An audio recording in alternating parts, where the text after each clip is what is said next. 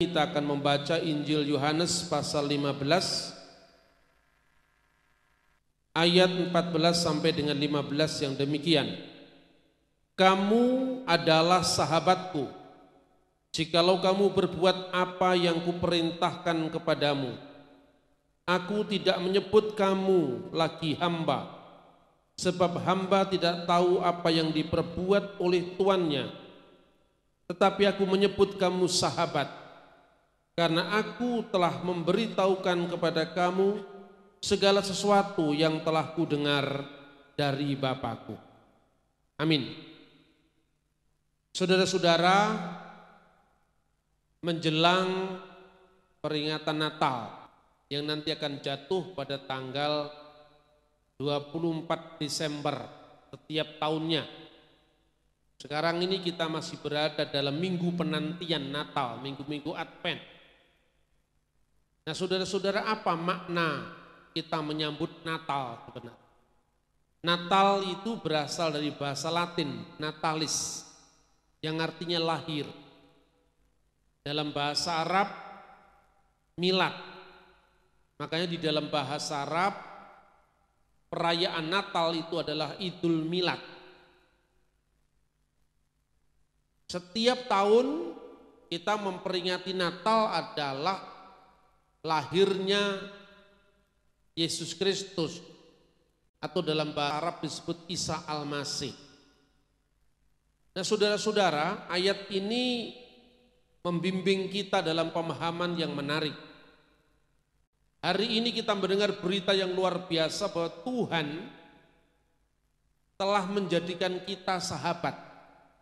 Bukan lagi hubungan antara tuan majikan dengan hamba, tetapi Tuhan rela untuk menjadikan umat ciptaannya sebagai sahabat. Aku tidak lagi menyebut kamu hamba, tapi sahabat. Apa cirinya sahabat? Sahabat itu adalah relasi kedekatan, relasi keakraban. Apa yang dirasakan dibagikan kepada sahabatnya, di-sharingkan, saling berbagi. Bayangkan Tuhan yang menciptakan alam semesta ini rindu untuk menjadikan umatnya sebagai sahabat. Karena tema saat ini adalah jadilah sahabat yang baik dalam kerangka Bhinneka Tunggal Ika. Karena apa? Setiap agama itu kan memiliki sejarah yang berbeda-beda. Nah, seorang sahabat yang baik itu bukan hanya sekedar sahabat dalam makna sesama iman, sesama agama, tetapi juga agama-agama lain, karena semuanya adalah ciptaan Tuhan. Sama-sama memiliki harkat kemanusiaan, tidak ada yang lebih rendah, tidak ada yang lebih tinggi. Di mata Tuhan semua umat manusia adalah satu. Lah ini spirit Natal, saudara-saudara. Karena sebagai seorang sahabat, tentu kita harus bisa saling memahami. Baru-baru ini ada heboh diviralkan di internet. Orang-orang yang tidak setuju dengan yang namanya salam lintas agama. Biasanya mulai Presiden Jokowi, pejabat-pejabat pemerintah, biasanya kalau mengucapkan salam ya salam Islam, Assalamualaikum warahmatullahi wabarakatuh. Ya salam Kristen, Shalom atau Shalom Alaikum, salam sejahtera bagimu. Atau salam Hindu, Swastiastu, Om Swastiastu. Atau salam Buddha, Namo Buddhaya, salam kebajikan bagi orang Konghucu. Atau Rahayu, Bagas Waras bagi orang-orang aliran kepercayaan. Ini ada yang mempersoalkan. Lalu ada yang punya teori begini, kenapa kita orang Islam dipaksa untuk mengucapkan salam Hindu Om Swastiastu? Kenapa kita orang Kristen dipaksa untuk mengucapkan salam Islam Assalamualaikum warahmatullahi wabarakatuh? Kenapa kita yang bukan kebatinan disuruh mengucapkan Rahayu? Tidak perlu harus dipaksa, katanya begitu, tapi tidak salah juga. Kalau sekarang bahasanya bebek mengucapkan wek wek wek. Ayamnya petok petok petok. Yang petok ngerti bahwa bebek ngerti bahwa yang ngomong itu ayam. Ketika bebek kwek kwek, ayam tahu yang sedang bicara itu bebek. Ketika sapinya mengatakan moh moh ya moh karepmu, itu artinya bahasanya sapi. Atau kambingnya embek embek, kita sudah tahu sama tahu, itu juga tidak salah. Tapi kan kita ini bukan bebek masalahnya, iya toh? Kita ini bukan ayam. Kita ini bukan bebek ayam rojo kaya injang medal ing pangonan surup bali ing kandangi dewe-dewe labetan wonten ing sang sayaning margi, kata Pak Dalang. Kan kita bukan bebek, kita ini kan manusia. Manusia itu harus bisa toto jalmo, bahasanya manusia. Ketika kita orang Jawa disuruh bicara pakai bahasa Indonesia atau bahasa Melayu, sekarang sudah jadi bahasa nasional. Ketika kita sudah semakin besar, hubungan kita semakin luas, kita harus mengucapkan bahasa Inggris. Kalau tidak ada bahasa Inggris, kita tidak bisa menguasai dunia. Maka sangat wajar apabila seorang Muslim karena menghormati orang Hindu, dia mencoba untuk mengerti bahasanya umat Hindu dan dia mengucapkan Om Swastiastu. Oh ternyata Om itu artinya bukan Om Pak Lek, bukan. Om itu adalah bahasa Sanskerta, namanya Ongkara nama Siwa, memuliakan nama Tuhan. Begitu juga Namo Buddhaya, itu menghormati Sang Buddha. Apakah kita kalau kita mengucapkan Namo Buddhaya juru selamatnya orang Kristen ganti jadi Siddhartha Gautama? Kan juga tidak. Ketika orang Islam mengucapkan Shalom, apa ya kemudian Nabi Muhammadnya ganti kan? Ya tidak kan. Inilah bahasa pergaulan. Inilah tingkat toleransi yang lebih tinggi. Bukan sekedar petok-petok embek-embek kelasnya bebek ayam rojokoyo, bukan sekedar kelasnya toto jalmo sekedar bisa ngomong, tetapi bagaimana kita juga bisa memiliki peradaban yang tinggi yang dibangun di atas dasar saling menghormati. Makanya dikatakan ora mung iso toto jalmo nanging iso toto jalmo mring sasomo kang beda-beda nanging tanpa rubeda. Tidak ada halangan apapun untuk orang Kristen mengucapkan Assalamualaikum warahmatullahi wabarakatuh. Lek gelem jawab, ora gelem ya wis. Kan itu kan? Toh kita isinya menghormati orang lain. Apabila Anda pergi ke Timur Tengah, batas-batas semacam ini semakin tipis. Karena apa? Di sana orang Kristennya bahasa Arab. Lalu ucapannya apa? Kalau Shalom alaikum, ya Assalamualaikum, sama juga. Kalau di dalam Alkitab itu dikatakan Ja'a Yasua wa qala lahum Syalamu alaikum. Datanglah Yesus dan berkata kepadanya, salam sejahtera bagi engkau sekalian. Di negara Israel itu ada umat Islam. Umat Islam yang lahir di sana otomatis bahasa ibunya selain bahasa Arab adalah bahasa Ibrani. Nah di sana Al-Quran diterjemahkan dalam bahasa Ibrani. Namanya Ha-Quran Ha-Mefuar Tirgem Ifrit. Al-Quranul Karim terjemahan bahasa Ibrani. Coba. Bismillahirrahmanirrahim diterjemahkan apa dalam bahasa Ibrani? Beshem Elohim Harahman Viharahum. Berarti Elohim bukan hanya miliknya orang Kristen loh. Anda sudah bikin kalau di Indonesia GPD Elohim, itu pasti Kristen. Tidak mungkin Anda mengatakan GPD Allah, rasanya nggak pantas toh. Kenapa nggak pantas? Ora biasa. Mergo awake dhewe kabeh ngomongnya cara Jawa, cara Indonesia, orang ngomong cara Arab gitu. Ini batas kebudayaan dan sekarang itu apa? Dengan alat yang kecil ini kita bisa melanglang dunia. Kalau dulu orang mengaji kitab suci itu identik dengan Islam, sekarang tidak lagi. Karena apa? Jauh sebelum munculnya agama Islam, orang-orang Kristen di Mesir, orang-orang Kristen di Syria, itu kalau baca Alkitab dingajikan, itu budaya timur. Sama dengan kalau di Indonesia, di Jawa khususnya ya, dandang gula apa itu miliknya Islam? Apa itu miliknya Hindu? Kan enggak. Dandang gula kalau dia dibuat solawatan, nah itu Sunan Kalijogo. Dandang gula kalau dibuat ono kidung rumeksa ing wengi, itu piwulangnya Sunan Kalijogo. Teguh hayu luputo ing loro, luputo bilahi kabeh. Artinya apa? Memohon Tuhan supaya jin setan datan purun, setan ora doyan demit orang dulit, nanging tetap bisa masuk angin. Artinya apa? Ini bahasa itu netral, bahasa itu bukan memihak. Begitu juga ketika Anda mendengar tembang Megatruh, sigro milir sang ketek si nunggu bacul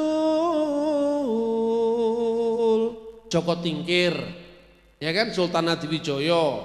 Tapi kalau Kiai Sadrah, seorang pemimpin Kristen pada abad 19, dia nembangnya awal pembacaan firman kayak kita ini. Duh yang widi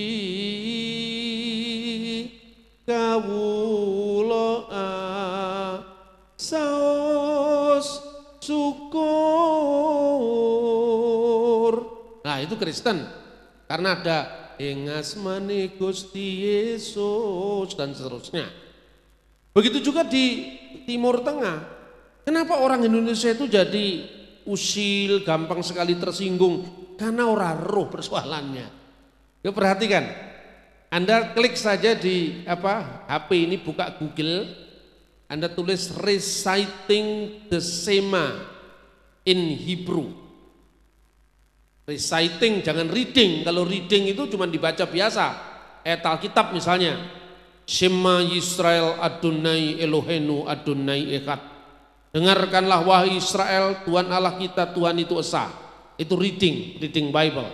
Tapi kalau reciting the Bible in Hebrew, Shema Yisrael Adonai Elohenu Adonai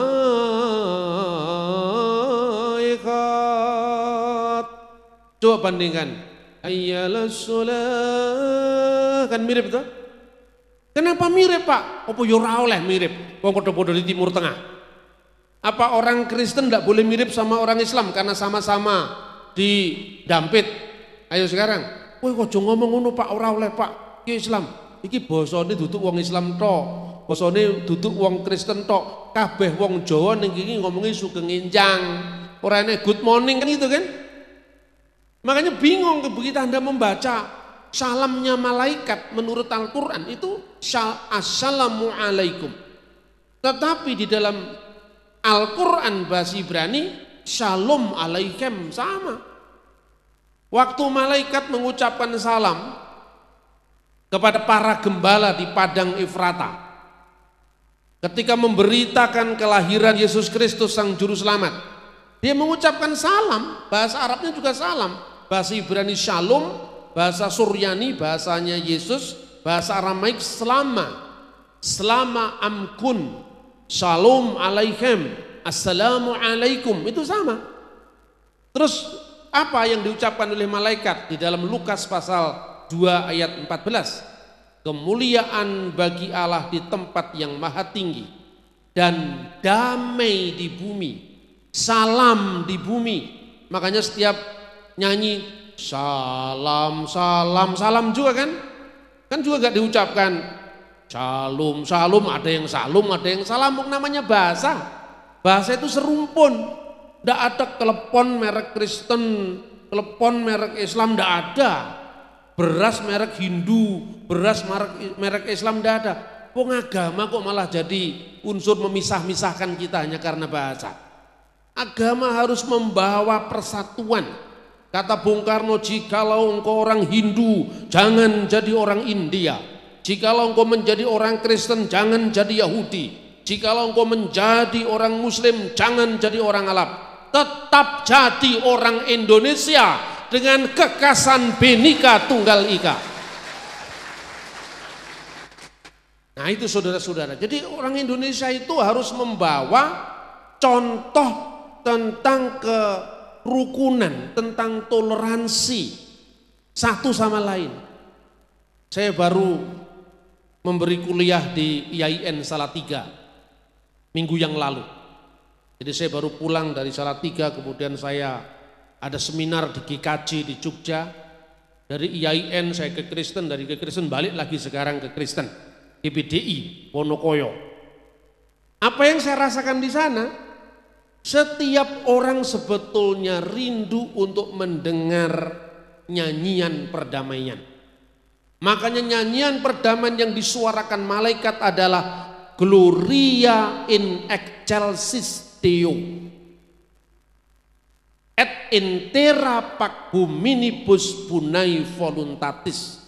Itu dalam bahasa Latin. Diterjemahkan dalam bahasa Arab apa? Al-masdu lillahi fil ali wa 'alal artis salam wa bin nasil massarat. Segala kemuliaan bagi Allah di tempat yang maha tinggi, dan salam damai sejahtera di bumi bagi setiap orang yang berkenan kepadanya. Berita Natal itu bukan hanya berita untuk orang Kristen, tetapi berita wa 'alal artis salam wa al shalom kol haaretz. Shalom untuk semua masyarakat di bumi, apapun sukunya, apapun agamanya, apapun adat istiadatnya. Maka kalau agama bisa menjadi motor perdamaian, seperti yang dicontohkan oleh Presiden Jokowi, setiap kali membuka pertemuan-pertemuan dia selalu mengatakan Assalamualaikum warahmatullahi wabarakatuh, Shalom alaikum atau Shalom, Om Swastiastu, Namo Buddhaya, salam kebajikan, rahayu tak tambahi bagas waras, supaya selamat selama-lamanya. Itu loh. Ini berita yang luar biasa saudara-saudara. Lalu saya sampaikan di forum-forum lintas agama itu, apa sih keberatannya kita mendoakan shalom, mendoakan damai, mendoakan sejahtera bagi orang lain? Nanti ditolak Pak, kalau ditolak yang penting oleh pahala. Karena apa? Karena kita berniat baik. Apa yang kamu perbuat baik itu tidak pernah kembali, itu pasti berbuah, itu janji firman Tuhan. Oleh karena itu saya sampaikan, bu ya kita melihat sejarah panjang bangsa kita. Itu ada naskah dalam bahasa Sunda, namanya Sang Hyang Siska Kanda Ingkarsian. Itu ditulis kompilasi buku didaktik tentang pelajaran kepada para resi, baik itu Hindu maupun Buddha. Dan sang raja itu berdiri di tengah-tengah karena mengayomi seluruh umatnya. Makanya Anusapati gelarnya Sang Hyang Siwa Buddha, karena dia menjadi perlindungan bagi masyarakat yang beragama Hindu, perlindungan bagi masyarakat yang beragama Buddha. Begitu juga Raja Pejajaran. Ketika Hindu masuk, Buddha masuk, dulunya kan semua ini agama lokal yang disebut aliran kepercayaan. Dia mengatakan apa? Semua diberi salam. Inilah salam lintas agama pertama kali dalam sejarah, yaitu Siska Kanda Ingkarsian. Keren namanya ya. Dia mengucapkan salam bagi orang-orang Hindu, Ongkara Nama Siwa, sembah Rihulun Sang Yang Panca Tata Gata, Salam bagi Sang Panca Tathagata Buddha. Semuanya dilakukan agar semuanya menjadi baik. Itu antara abad ke-8 Masehi sampai abad ke-15. Tetapi apakah berarti sang raja agamanya tidak jelas? Oh enggak, hanya orang padang pasir yang minta jelas-jelasan itu. Karena apa? Di padang pasir kalau enggak hitam putih, karena enggak ada warna-warni. Yang Indonesia itu warna-warni, ini sudah warna-warni. Di padang pasir kalau enggak coklat, yaitu hijau aja jarang. Makanya kalau lihat warna-warni dia takut, trauma. Padahal bangsa kita ini dari awal sudah warna-warni. Apakah ketika seorang mengucapkan selamat Natal ya Pak Le, agamamu ganti kan ya ora. Saya setiap kali ketemu sama teman-teman Hindu, saya mengucapkan selamat galungan, matur sembah nuwun Mas, matur suksma. Nanti waktu Natal dia mengucapkan selamat Natal. Kadang-kadang dia nggak ngerti saya ini Islam apa Kristen, pokoknya semua hari raya diucapkan, akhirnya apa? Semua hari raya saya diundang. Biasanya makan soto. Nah itu enak kan? Orang itu kalau konconya banyak kan enak. Kalau sedikit-sedikit, wah ojo, mengaburkan. Kok takut sekali tuh.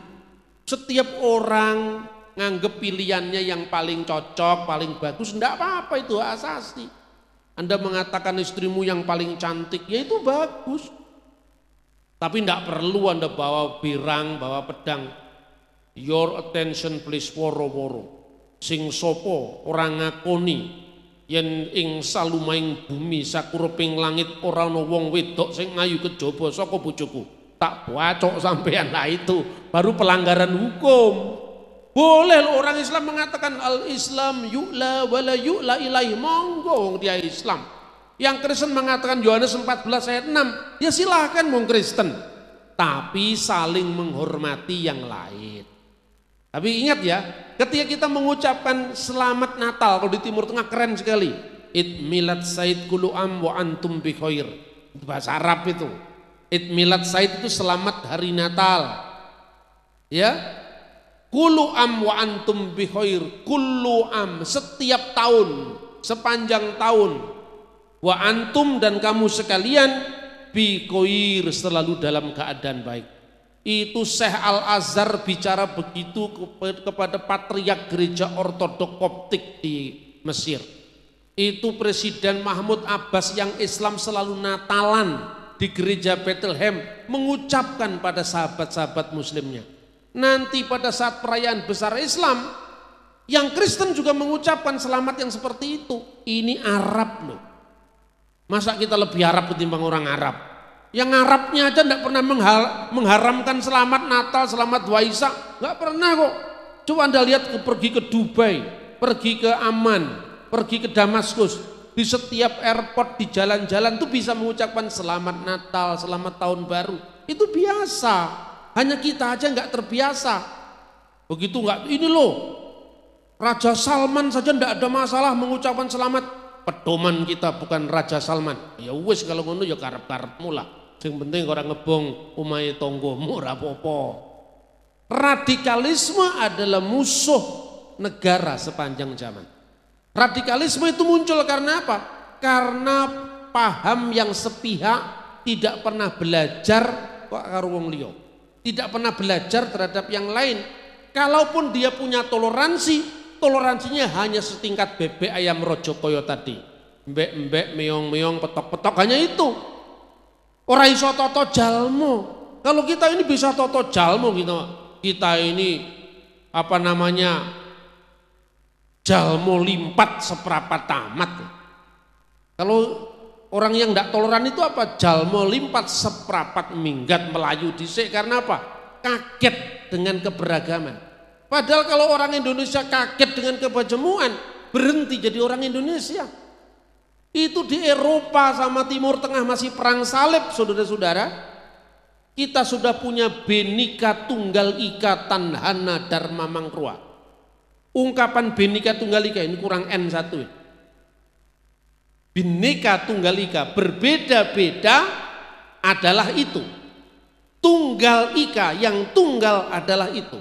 Itu ungkapan dari Empu Tantular ketika menulis kakawin namanya Kakawin Sotasoma tahun 1365. Bayangkan itu.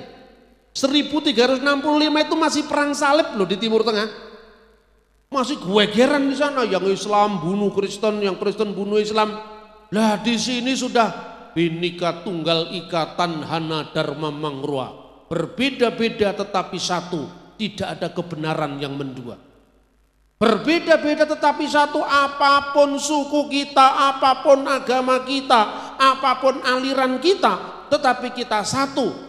Tetapi masing-masing orang punya anutan, Tanhana Dharma Mangrua. Kebenaran itu satu, dan kebenaran itu pilihan dewe gitu loh. Dan negara tidak ikut campur dalam hal itu, saudara-saudara. Negara itu hanya mengayomi. Makanya apa? Ini dari zamannya kerajaan Sunda, Singasari, Kediri, Majapahit, sudah ada itu. Jadi ungkapannya begini, bagaimana hubungan ketaatan kita? Seperti mangku bumi bakti di ratu, ratu bakti di dewata. Jadi seperti seorang Mahapatih tunduk pada rajanya, raja tunduk pada dewata. Kata dewata itu berasal dari bahasa Sanskerta, ista dewata, sembahan yang satu, Tuhan yang satu, artinya ista dewata. Artinya apa? Bagi seorang Hindu, dewata itu yang tertinggi, itu Sang Hyang Widi. Bagi seorang Buddha, Sang Hyang Adi Buddha itu sudah yang tertinggi. Bagi orang Kristen, Allah Tritunggal dalam Yesus Kristus itu yang tertinggi. Bagi orang Islam, Allah Subhanahu wa Ta'ala itu yang tertinggi. Tetapi masih ditambahi satu, dewata bakti diyang. Dewata harus tunduk kepada Zhang. Zhang itu apa? Itulah ketuhanan yang Maha Esa. Mungkin orang bertanya begini, loh Pak, bagi kami orang Hindu, dewa segala dewa itu Sang Hyang Widi, itu sudah tertinggi. Yang tertinggi kan menurut kowe, menurut koncomu kan ya duduk kowe. Menurut Buddha kan namanya Sang Hyang Adi Buddha.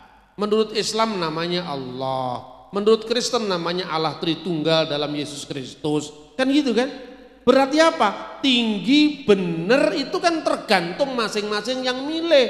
Bagi saya istri saya paling cantik.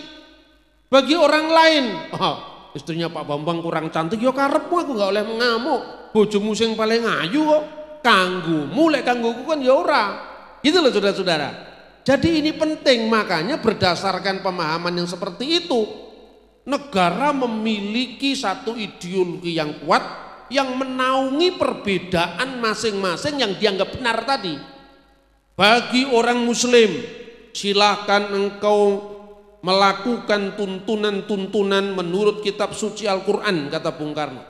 Bagi orang Kristen silakan Anda meneladani kitab Injil yang dibawa oleh Yesus Kristus, yang Buddha kitabnya masing-masing. Tapi di atas semuanya itu, negara harus bertuhan yang Maha Esa. Tapi ketuhanan yang tiada egoisme agama, ketuhanan yang tiada sikap seolah-olah orang lain tidak boleh berhak hidup di muka bumi ini. Seolah-olah kalau di luar kita kafir, kita yang paling benar. Terus saya jawab, sakjane kabeh wong ya kafir. Kita semua itu tidak mungkin kalau nggak sekaligus mukmin dan kafir. Mukmin itu beriman. Nah, mukmin itu bahasa Ibrani apa? Ma'amin. Nah, podo toh. Karena sama-sama bahasa Ibrani, bahasa Arab. Sekarang saya tanya, ketika Anda sebagai seorang Kristen, apakah Anda percaya dengan Siddhartha Gautama sebagai nabimu? Tidak kan? Tapi ketika orang lain percaya Siddhartha Gautama sebagai nabinya, apa Anda? Oh ya enggak, itu pilihannya dia. Berarti apa? Di satu pihak Anda percaya Yesus Kristus adalah juru selamatmu, tapi di pihak lain kamu menyangkal Siddhartha Gautama bukan juru selamatmu. Maka setiap orang adalah beriman pada agamanya masing-masing dan kafir kepada agama orang yang berbeda dengan kita. Makanya kafir itu artinya apa sih? Kafir itu menutup. Kafara yakfuru kufran, menutup kepada yang lain. Kafir itu tidak hanya menutup keadaannya Tuhan, tidak hanya menutup menyangkal adanya Tuhan, tapi juga menyangkal nikmat Allah. Orang ini tidak bisa bersyukur, namanya kafir bin nikmah, tidak mensyukuri nikmat Allah. Seperti ini maknanya. Maka setiap orang itu sekaligus beriman pada imannya menurut tuntunan agamanya, sekaligus dia mengkafiri orang lain.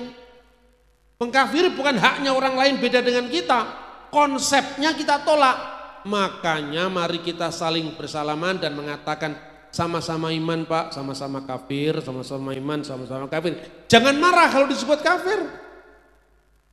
Ketika Anda memilih jadi warga negara Indonesia, Anda sekaligus menyangkal jadi warga negara Malaysia. Menyangkal itu adalah kafir. Anda warga negara Malaysia, bukan Pak, Indonesia Pak, ini paspor saya, gambarnya Garuda Pancasila, kan itu kan? Lah itu kafar dalam bahasa Arab maupun bahasa Aramaik. Nah, yang kedua sekarang, bagaimana ketika seorang menilai orang lain dan penilaian itu ternyata tidak tepat dengan apa yang diyakini orang. Lah, ini lewat dialog. Kemarin saya memberikan kuliah di IAIN Salatiga. Orang tanya kepada saya, "Loh Pak Bambang, kenapa orang Kristen menolak Injil Barnabas?" Terus saya jawab, "Lah itu memang bukan Injil kok," saya bilang. "Kenapa Pak bukan Injil?" Memang bukan Injil. Anda bisa menerima riwayat Mahapatih Gajah Mada, tapi sumber yang menceritakan itu kira-kira sumber dari zaman Siti Nurhaliza tahun 2001 di Malaysia kira-kira. Gajah Mada itu orang Majapahit. 600 tahun atau 800 tahun setelah dia. Apakah itu bernilai sejarah? Ya tidak Pak, ya seperti itu. Injil Barnabas itu Injil yang dibuat itu Injil-Injilan, bukan Injil beneran. Dalam rangka polemik Islam Kristen, yang nulis adalah seorang yang marah karena dipaksa masuk agama Katolik, namanya Fra Marino. Makanya Injilnya tertulis dalam bahasa Itali. Yesus bahasa Itali belum ada, zaman Yesus itu bahasanya Aram. Aram itu seperti Maranatha, Tuhan kami datanglah, Hakal Dama, Eli Eli lama sabaktani, Gabata, Evata, itu bahasa Aram. Kalau bahasa Ibrani, Haleluya. Bahasa Aram, Talitakum. Bahasa Yunani, Kyrie eleison. Bahasa Latin, Gloria in excelsis Deo itu. Nah Yesus bahasa mana Pak? Kabeh. Karena pada abad pertama di Israel itu negeri yang sifatnya multilingual, multibahasa. Makanya dalam nubuat Nabi Yesaya pasal 8 ayat 23, di kemudian hari Tuhan akan memuliakan jalan ke laut seberang sungai Yordan, Galilea wilayah bangsa-bangsa. Bahasa aslinya, Tuhan akan memuliakan derek hayam, jalan ke laut, apanya via maris, laut tengah, yang menjadi lalu lintas orang-orang zaman itu untuk pergi ke Tarsis, pergi ke Israel, pergi ke negara-negara Timur Tengah. Yang kedua, seberang sungai Yordan, Aver Hayarden, itu artinya apa? Jalan darat yang bersambung dengan jalur sutra di abad pertama. Karena abad pertama itu Israel tempat ngumpulnya suku-suku bangsa di dunia. Pertama, pada masa Yunani pernah diduduki Alexander Agung, maka bahasa Yunani menjadi bahasa yang internasional saat itu. Ketika dikuasai Romawi, bahasa Latin dipakai di sana. Tapi mereka sendiri punya bahasa ibu, yaitu bahasa Aram, yang dipakai sejak bangsa Israel pulang dari pembuangan Babel, dan bahasa kitab suci mereka bahasa Ibrani. Jadi yang benar mana Pak? Yeshua HaMasyiah atau Yesus Kristus atau Yesus Mesiha? Semua benar. Tinggal siapa yang mengucapkan. ketika Yesus ketemu dengan Imam Nikodemus yang tidak lain adalah ahli Taurat dari anggota Sanhedrin, mahkamah agama Yahudi pada waktu itu. Dia percaya Yesus Yesua, dan Yesua itu Hamasyah, dia adalah Mesias yang diurapi. Dia menyebut Yesua Hamasyah. Ketika dia bertemu dengan Petrus, bertemu dengan Andreas, penduduk Galilea, dia tidak mengucapkan Yesua Hamasyah, tapi dia mengucapkan Yesu Mesiha. Ketika bangsa Arab mulai berkembang, maka kata sandang itu sang bahasa Jawa. Sang direktur berarti direktur yang satu itu. Sang juru selamat Hamasyah menjadi Al-Masih. Terus kemudian Yesus itu diarabkan menjadi Isa. Karena apa? Itu namanya fonetik koresponden. Contohnya orang Jawa tidak bisa ngomong Ismail terus dibaca Semangil. Ya toh? Orang Jawa tidak bisa ngomong Umar, Usman, Ali dibaca Ngumar, Ngusman, Ngali ngantos lumunturipun Mbok Kanjeng Dewi Fatimah. Nggih. Ya toh nuwun-nuwun mugi katur dumateng sederek ingkang katuran ing mriki sedayanipun. Nggih, ya toh? Abu Bakar, Ngumar, Ngusman, Ngali, sahabat sekabat sekawan.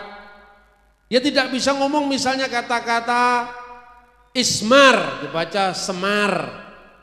Ya kan? Itu bahasa Arab itu. Banyak yang seperti contoh, maka seperti kata Yerusalem. Shalom Yerusalem. Shalom Yerusalem. Yerusalem dalam bahasa Ibrani dibaca Ursalim. Yordan Urdun. Yesayahu Isaya. Yesaya Isaya. Yesua Isa, gitu loh. Ini yang namanya karena ilate dhewe iki ora iso ngomong ngono, gitu loh. Apa ya Gusti Allah itu ngamuk, ora iso munggah swarga. Kowe ora iso ngomong ain ora ngono lah. Sing gawe ilat ya Gusti Allah kok. Kita ini beragama itu jangan nemen-nemen lah. Jangan nemen-nemen fanatik guys. Sering piknik, sering ngelencer, tahu temennya yang lain. Ojo ngomong-ngomong, woi agama lain itu nyembah berhala, takonono dhisik. Berhala yo apa? Gitu loh. Tanya saya juga pernah ditanya, "Loh, Pak, jangan sungkan ya." Saya sungkan, Pak. Tapi Bapak enggak marah kan, loh? Kenapa saya enggak pernah ngamuk, enggak pernah marah saya? Kenapa? Setiap Natal kan saling mengucapkan selamat Natal dulunya. Sekarang jarang, Pak, selamat ya, Pak. Tak takoni. Selamat topo to, Mas? Aku yo ora pas ulang tahun.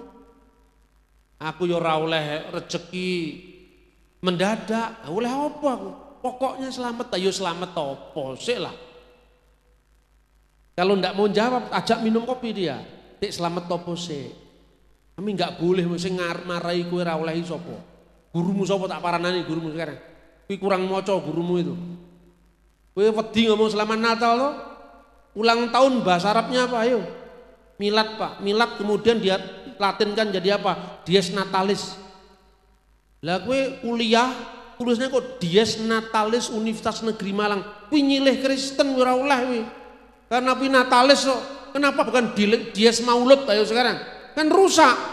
Kita ini saling tergantung sebagai bangsa. Ayo sekarang kalau Anda anti Kristen, rumus matematikamu huruf Yunani apa huruf Arab sekarang?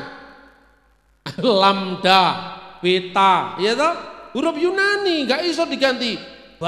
Lam ngerusak matematika.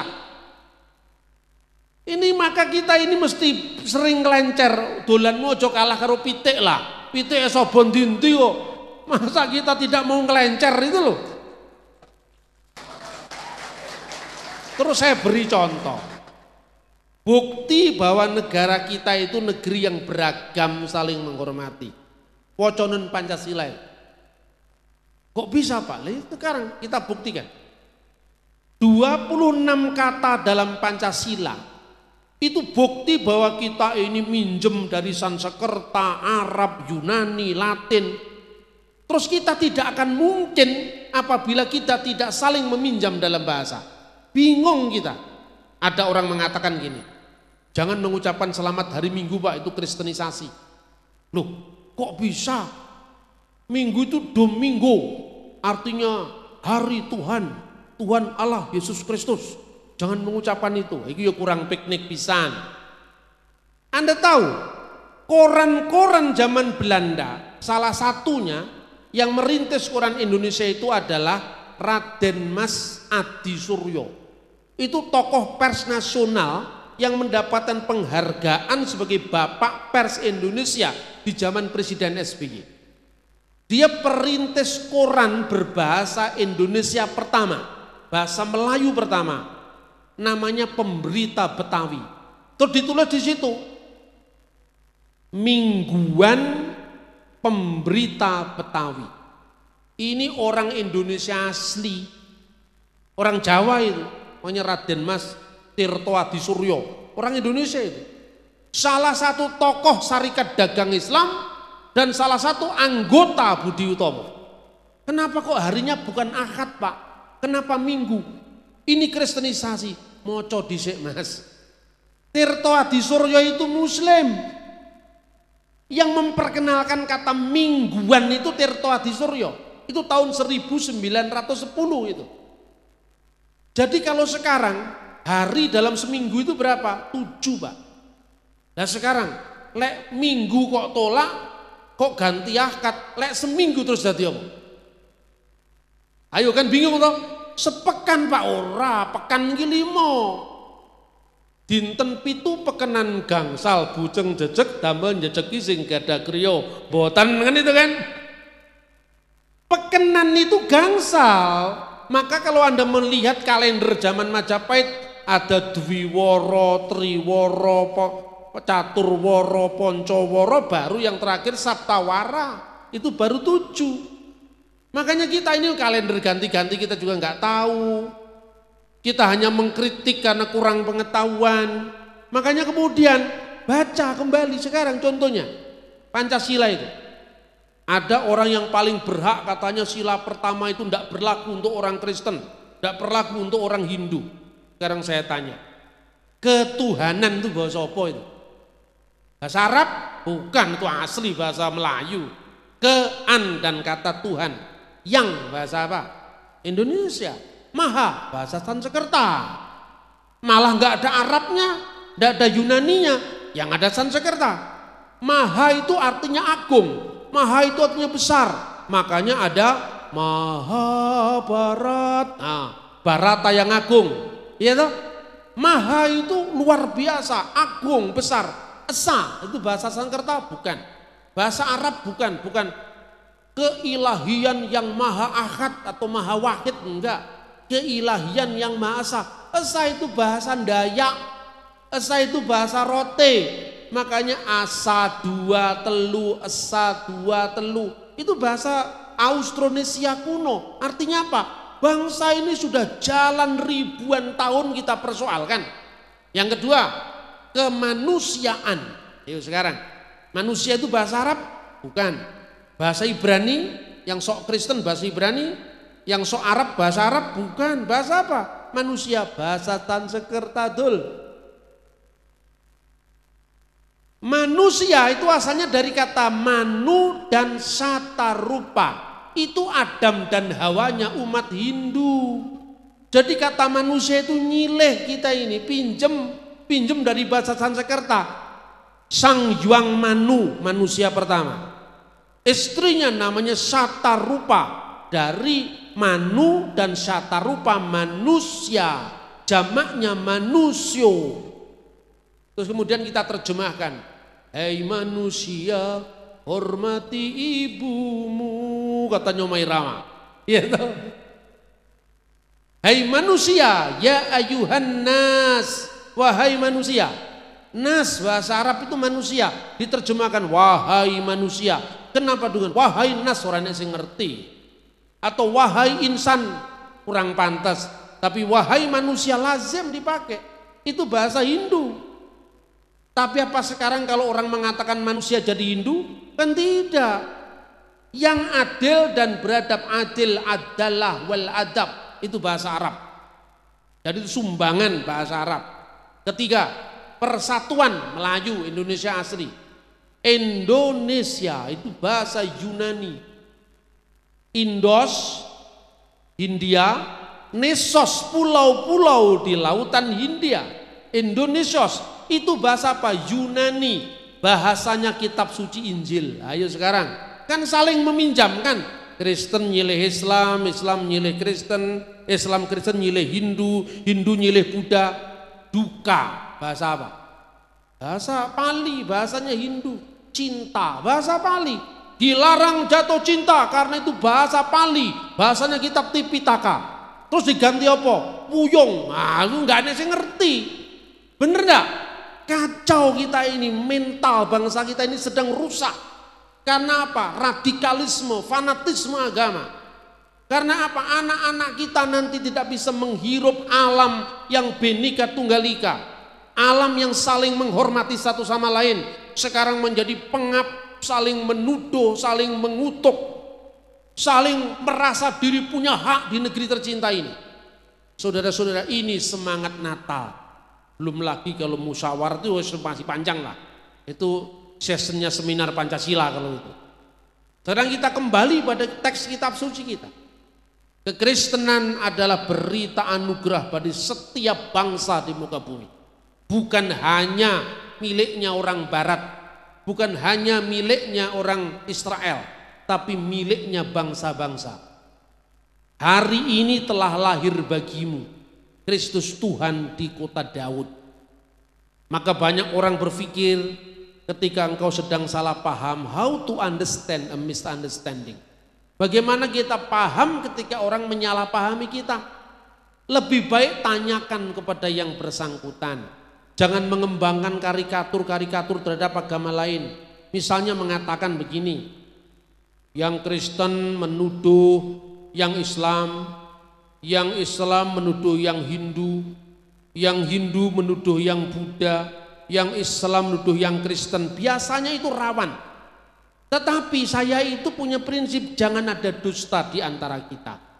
Kadang-kadang kalau kita lagi pertemuan umat beragama, ya kita ini rasanya kayak clear gitu, pemimpinnya yang clear. Di luar kita tetap aja nggak ikhlas kita bersatu. Contohnya, ya tapi ya kalau soal kita kan akidahnya beda. Wis ket mbiyen Mas lek akidah itu beda ket mbiyen. Wis sejak zamannya Siwa Buddha itu sudah beda. Ora mung saiki tok. Makanya seringkali orang menuduh orang itu berdasarkan karikatur kita. Misalnya, ketika ada ayat-ayat kekerasan dalam Islam, apa di Kristen nggak ada? Ada juga. Kalau Anda menuduh Islam kemudian teroris, ayat ini juga bisa dimaknai teroris misalnya. Jangan kamu mendahului mengucapkan salam kepada orang ahli kitab. La tabda'ul Yahuda wan Nasara bisalam. Jangan kamu mendahului mengucapkan salam kepada orang Yahudi dan orang Kristen. Makanya ini menjadi dalil tidak boleh mengucapkan salam. Tapi konteksnya apa di situ? Konteksnya apa? Diriwayatkan Nabi Muhammad bersama sahabatnya ketemu sama orang Yahudi. Lalu orang Yahudi tadi mengucapkan Assalamualaikum. Terus kemudian Nabi bertanya kepada muridnya, sahabatnya, tahukah kamu apa yang diucapkan si Yahudi tadi? Assalamualaikum. Apa artinya? Celakalah kalian. Jahatlah kalian. Brengsek kalian gitu loh.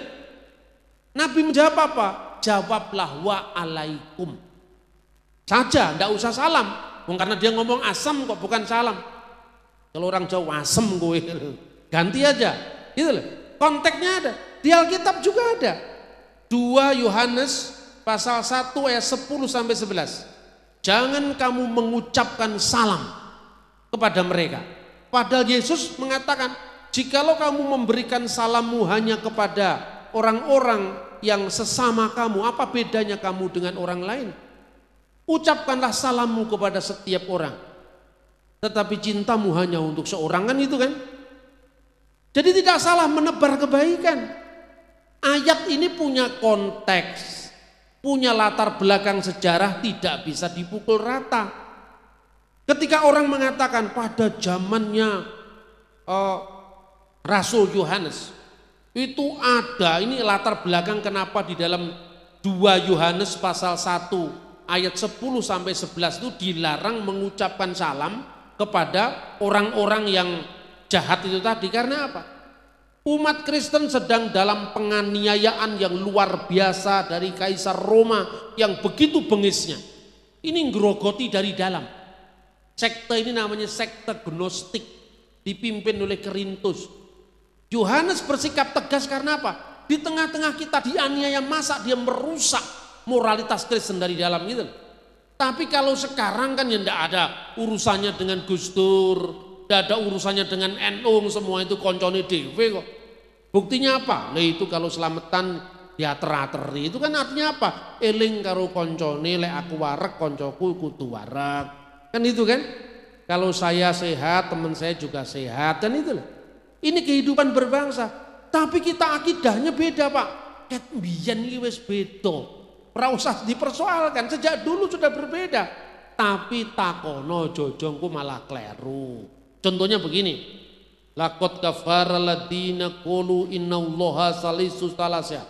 Sungguh telah kafir orang yang mengatakan Allah itu ketiga dari yang tiga. Itu ditafsirkan Tritunggal. Lek enek wong Kristen nyanyi kuwi rungokno. Ketiganya yang esa, enggak sing nyanyi. Ketiga dari yang tiga, kan enggak ada. Berarti itu duduk Kristen kan itu kan. Lah terus apa Pak? Ya golek ono dhewe wong sing ngomong kowe kok, aku sing kon goleki. Inilah perlunya kita dialog. Gusti Allah kok mana Pak? Kalau Tuhan itu beranak, siapa bidannya terus guyu bareng-bareng. Kok pikir terus kemudian hati ini tonggomu ke ora ketaton ngono kuwi kan ya tatu to. Salinglah menghormati, luwih becik takono, Mas. Gusti Allah kok kowe nek putrane iki tegese apa kan itu kan. Lah itu tak jawab, berikanlah zakat fitrah itu kepada fakir, miskin, ibnu sabil. Ayo ibnu sabil artinya apa? Itu orang yang ini Pak, musafir keagamaan, harus diberikan zakat sampai di tempat tujuan pertama. Enggak, yang saya maksud harafiahnya ibnu sabil itu tegese apa? Ibnu itu artinya anak, sabil itu artinya dalan. Lah terus dalan ki bojone sapa? Ayo sekarang, anak jalan, dalan bojone sapa? Rabine kapan? Bidane sapa? Ini kata kiasan Mas. Dikatakan anak-anak gelap, terus kok arani Papua kan ya tersinggung loh. Anak-anak gelap itu orang yang hidup dalam kegelapan, bukan gelap pun duwe bojo, mojok gelap-gelap sana, bukan itu. Setiap agama itu memiliki kekhasan. Kekhasan itu apa? Tidak lepas dari sejarah. Karena apa? Zamannya Kanjeng Nabi Muhammad, orang-orang jahiliyah itu punya keyakinan primitif bahwa Allah itu punya 3 anak putri, Allata, Usa, dan Manat. Makanya terus ditegur sama Gusti Allah, Kulhu Allahu Ahad. Katakanlah dia adalah Allah yang Maha Esa, Allahu Somad. Allah itu tempat bergantung segala sesuatu, lam yalid wa lam yulad, tidak beranak dan tidak diperanakkan, dan tidak seorang pun serupa dengan dia. Walam yakulau kufuwan ahad. Ikhlas hati 1000% saya setuju, makanya saya suka nyanyi. Tuhan tidak beranak dan tak diperanakkan. La ilaha illallah, tiada Tuhan selain Allah. Amin. Betul sih ngomong Gusti Allah anak ya sopo. Gitu loh. Ini perlu dialog. Ini perlu keterbukaan. Takono dhewe karo wong Hindu. Apa betul dewoi Gusti Allah? Takono dhewe karo wong Kristen, apa bener Tritunggal itu Bapa, Ibu dan anak? Lho sapa sing ngomong? Tritunggal Bapa, Ibu dan anak. Nah itu Maria Pak. Ora enek wong Katolik berdoa demi nama Bapa dan Ibu dan anak, ora enek Mas. Bapa, Putra dan Roh Kudus. Putra iki ora ateges Gusti Allah iki peputra lan diputraake. Secara fisik itu bukan. Masa kalah cerdas karo Darmo Gandul?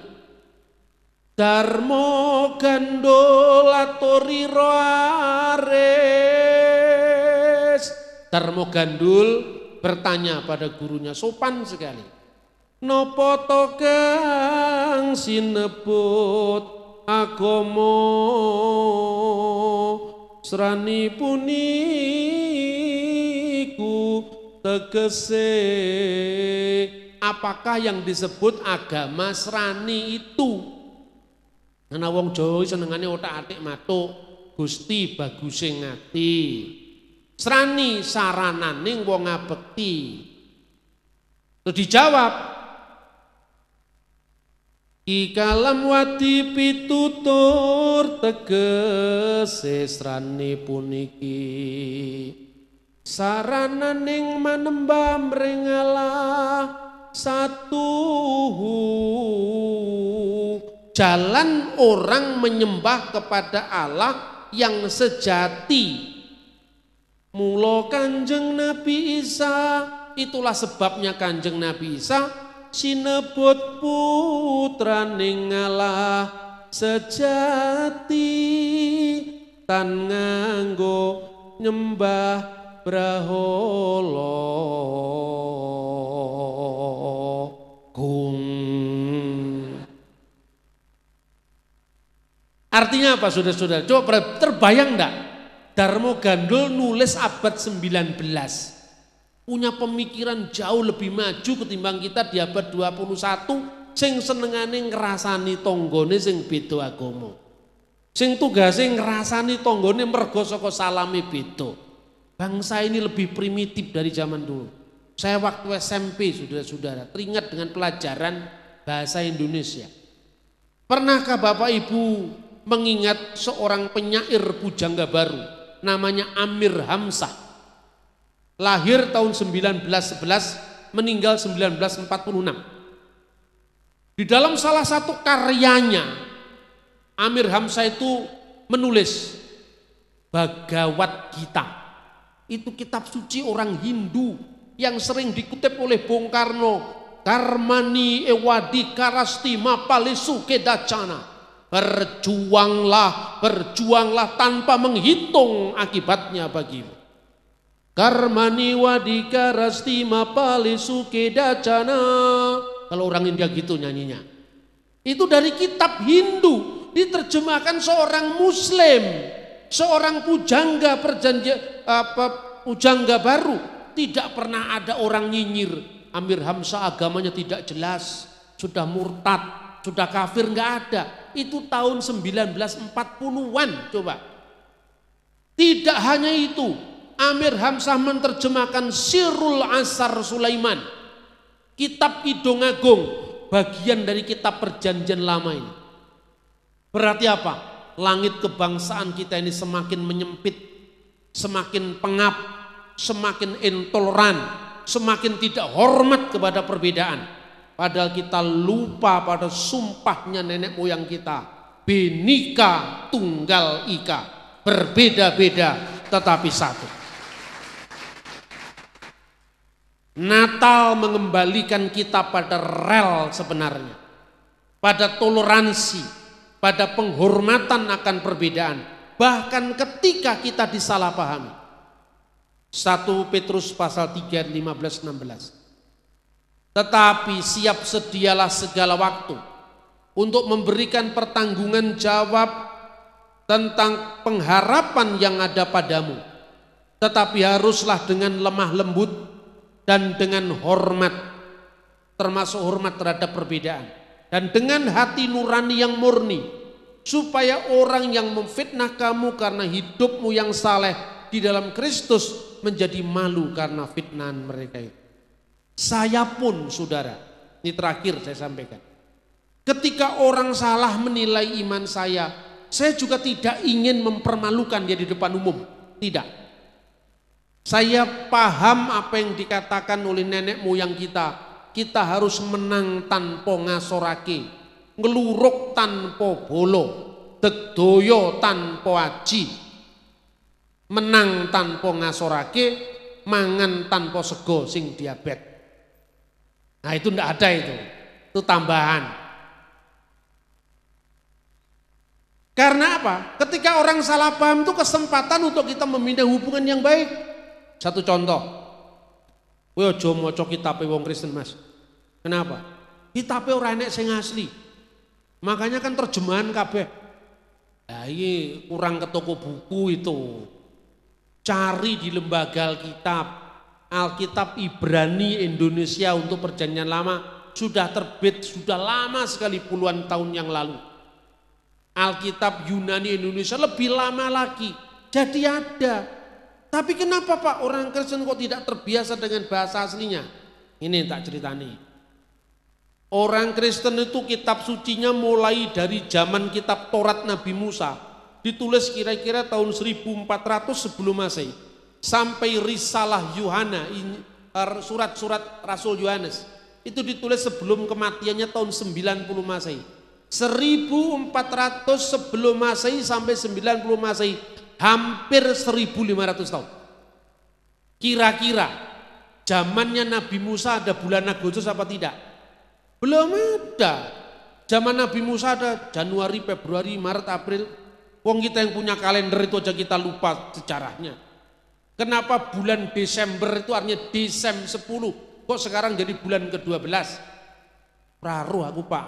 Ini tak ceritani.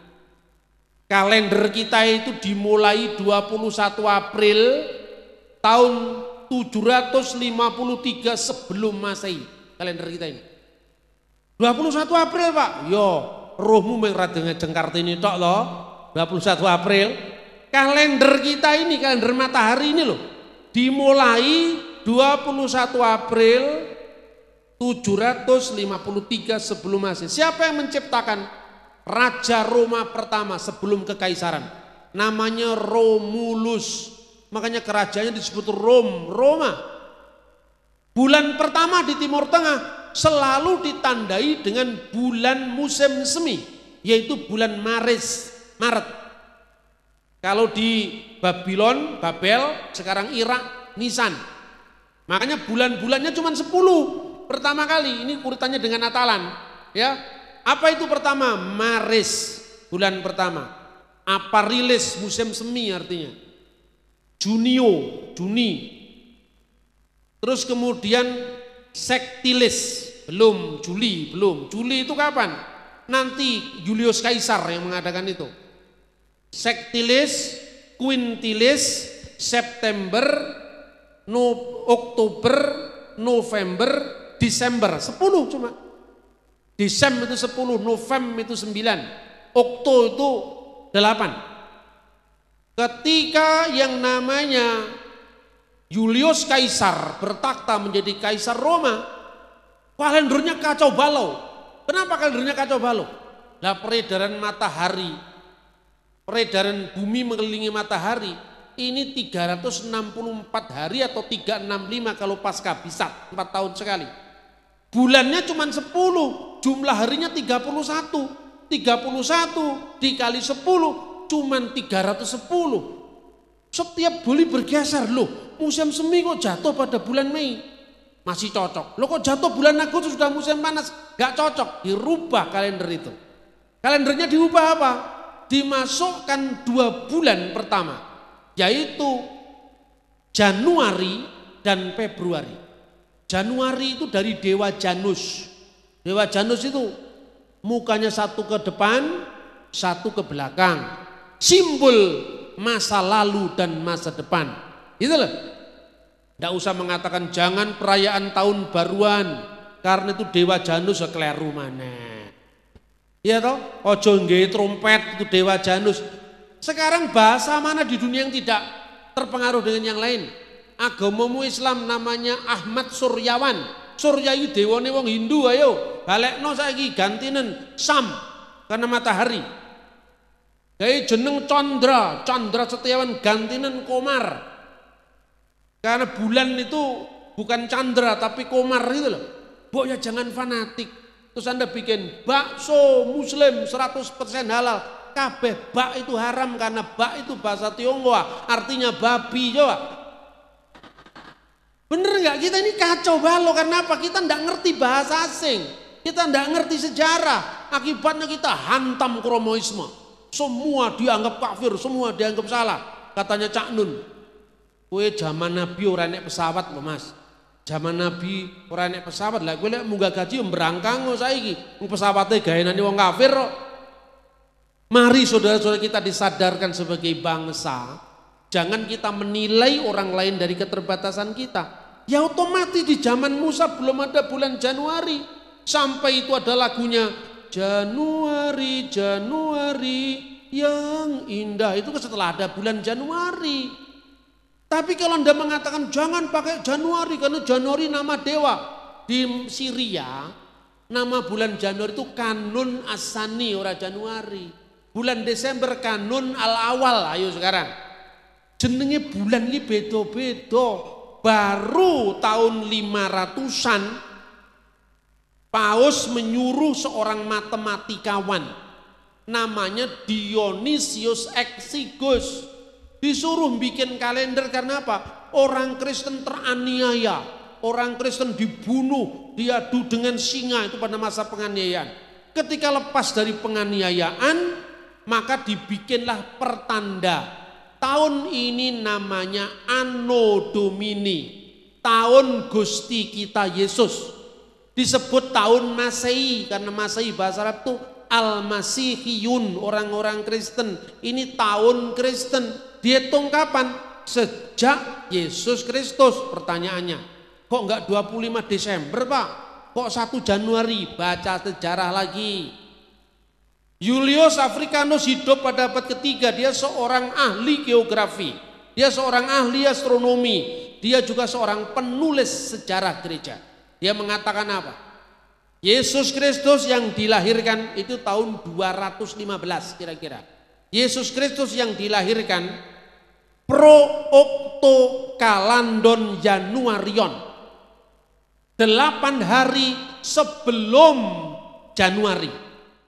8 hari sebelum Januari dihitung 31, 30, 29, 28, 27, 26, 25. Jadi 31, 31, 30, 29, 28, 27, 26, 25. 8 hari sebelum Januari. Karena apa? 8 hari itu Kitan Yesus Al-Masih. Sunatnya Yesus Kristus yang dicatat di dalam Injil Lukas. Sebagai orang Yahudi, hari seseorang diawali dari masa sunatnya. Karena sunat adalah tanda perjanjian antara Allah dengan Nabi Ibrahim. Itu sejarahnya lengkap ada. Tuh belum apa-apa kita sudah nuduh. Awas kita ndak usah Natalan. Karena Natalan tuh hari raya Dewa Matahari. Dul, Renio tak omongi. Ojo ngawur kowe. Sing kok waca iki bukumu saiki. Bahasane apa? Ngerti ya tak ceritane. Kalender Dewa Matahari itu baru ditentukan oleh Kaisar Roma Pagan namanya Aurelius tahun 274 Masehi. Natalan sudah dilakukan di Roma zamannya Paus Telesphorus tahun 125 Masehi, dirayakan lagi di Israel yaitu di Kaisarea oleh Uskup Theophilus tahun 170 Masehi, ditetapkan sebagai kalender pertama gereja tahun 189 Masehi lewat dokumen berbahasa Koptik Didaskalia Apostolorum tahun 189, jauh sebelum Dewa Matahari mencontoh kalender Natal 25 Desember. Di mana sumbernya? Baca pasal 18 Koptik Didaskalia Apostolorum, ditulis pada masa Patriark Demetrius pertama tahun 189 Masehi. Dokumennya lengkap saudara-saudara. Mergone wong Kristen ya asale ko Amerika, ko Eropa, ya toh ora roh sejarah, hobine ngelek-ngelek koncone dhewe. Katolik karo Protestan gegeran padha ora ruwe soalnya. Karena apa? Ini hidup abad 16. Hidup tahun 1517, baru ada Protestan Pentakosta tahun 1901. Lah Yesus itu tahun abad pertama. 16 abad kosong, kita tidak tahu akibatnya apa. Demit-demit pada datang begal wong Kristen. Khususnya apa? Wong sing ra duwe pengetahuan. Ora usah Natalan Mas, kuwi Dewa Matahari. Dewa Mata itu Natale Sol Invictus tak goleki. Endi saiki tulisannya Sol Invictus mana? Ora roh. Ini Pak Ensiklopedia Britannica. Sing nulis entry ora roh ceritane. Karena apa yang nulis dari tahun 1978, 1960, 1895. Nah ini kejadiannya tahun 1 sebelum Masehi. Itu loh saudara-saudara. Makanya Natalan itu memang tanggal 25 Desember. Ini data sejarah kuno.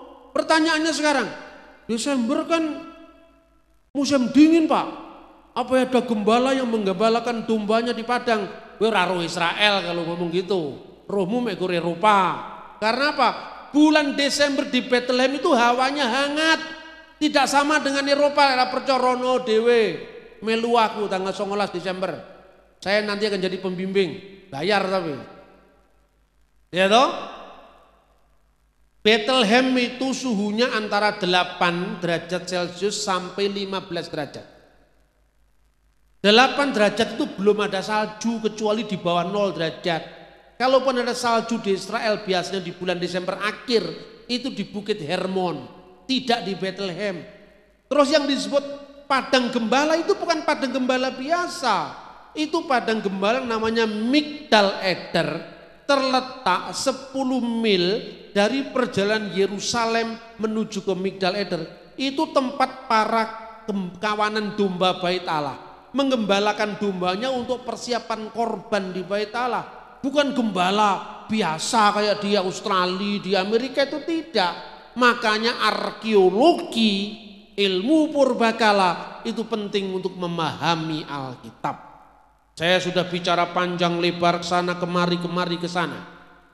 Ternyata saya juga mimiren juga lambi saya. Nah,